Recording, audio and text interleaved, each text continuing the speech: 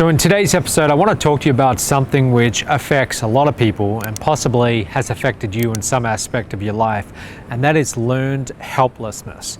Okay, and basically that means that a person has experienced a stressful situation repeatedly, and as a result, they come to believe that they are unable to control or change the situation. So they don't even try, they give up. Even when opportunities for change show up, they still won't even try. Now, this theory was first developed in the 60s. There was this horrible experiment they did on dogs. This psychologist by the name of Martin Seligman. And what they did is they put these dogs into three groups. And the first group was placed in this area where they had this low barrier around. The second group was tied up, and the third group had nothing, no leash or anything like that. And then they turned on the electric shocks for the first two groups. So the first group that were tied up, they couldn't escape these electrical shocks. So at a certain point, even when they took away the leash and they kept on turning on the electrical shocks, those dogs didn't even attempt to move. They had been trained, or they'd been led to believe themselves that it was pointless. In the other two groups, the dogs moved because they knew that they could do something about it. So that's where this theory of learned helplessness came along, and since then, for many decades, it's been studied and it is prevalent. Even in you and I, we all have some aspect of it. So that's what I'm going to be talking to you about today.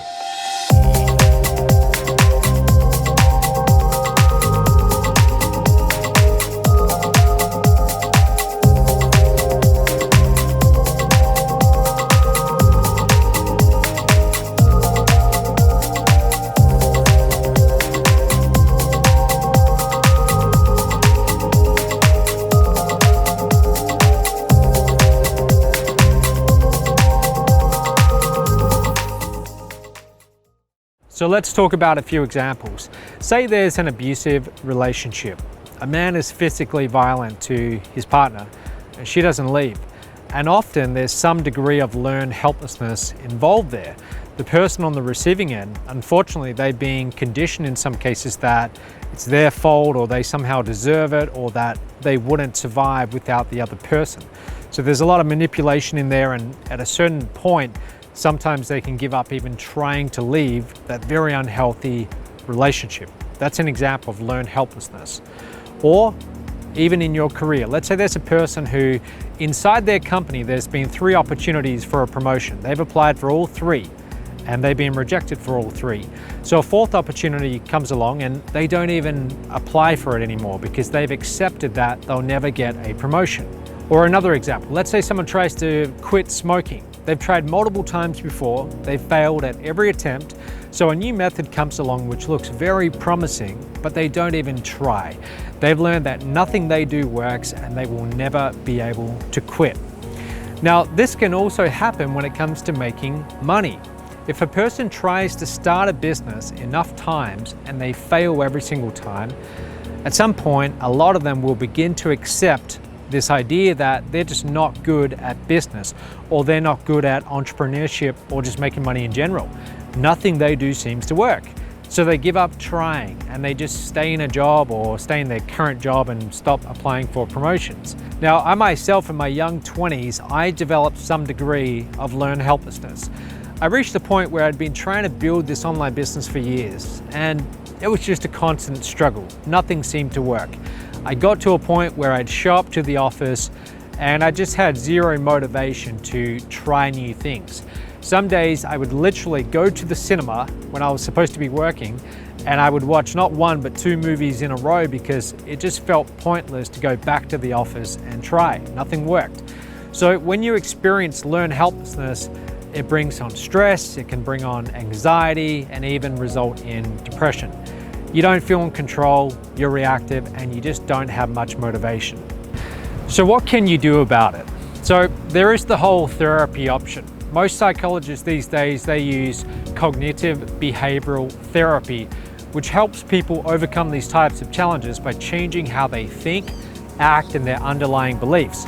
So by talking to a therapist who uses this method, you can explore origins of learned helplessness. And usually these are beliefs that you've developed over time. Often they are completely incorrect, but you've developed them, you believe them, and so you base all your behavior on them. So talking to someone about this and questioning those deep-seated beliefs and then coming to the self-realization that you really are in control of the situation, that can be a big turning point. So the second thing you can do is put yourself in a position where you will experience micro successes or little wins on a more regular basis. So back to that story of me in my young 20s as an entrepreneur. I noticed that when I did have small little wins, or I did something which had a clear end result, like making a piece of content or hosting a webinar, those little things would count for a lot. So you look at your own situation and think, how can I have more micro wins? Because they're going to build more confidence and you're going to start to feel more in control. When they begin to happen more regularly, that's when you start to get real momentum. So force yourself to focus on actions which directly lead to the end result, so you can have those micro wins, and do it first thing in the day. First thing in the morning, focus on the actions that have that payoff to build your confidence and get that momentum going. So the next thing you can do is you've got to start to monitor your own self-talk. That little voice in your head, you begin to view that voice as if it's another person, and you just detach and observe. So for myself, I have days where I'll get in my own little cycle of self-sabotaging thinking, and when I catch myself going in that direction, then I quickly break it. The best way is to immediately take an action that puts you in control. So for myself, what I'll do is I'll go to the gym. I won't feel like doing it, but I'll make myself go because it gets the endorphins flowing.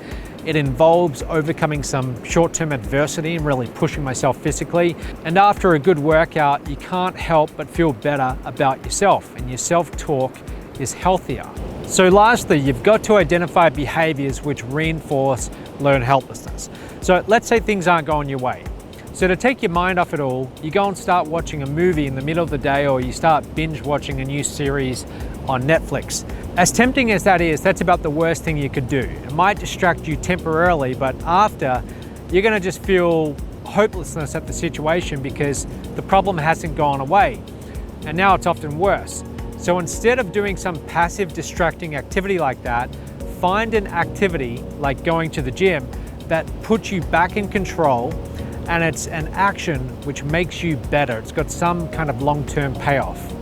So if you're going through learned helplessness in some area of your life, sometimes those around you might tell you to just be more optimistic. The problem with that is, let's say you are more optimistic and then you fail again at this thing. Now the learned helplessness, it's going to be even more deeply ingrained. So instead of just having optimism, try and instead develop your grit.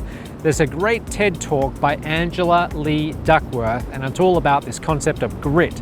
She defines it as passion and perseverance for long-term goals. And this is better than just trying to be optimistic, because with grit, you view the challenges and the failing as a necessary part of the process. You look at it as it's all essential and it's just moving you closer towards the goal. So you don't look at failing as confirmation that you're helpless. You reinterpret things which long-term is much more helpful to you. So to wrap this up, remember that no one is born with learned helplessness. It's learned over time. That's why it's called learned helplessness. And it can be unlearned. So try some of these techniques that I talked about and you can beat it. I hope that helps you in some way. Don't forget to subscribe, and I'll see you tomorrow.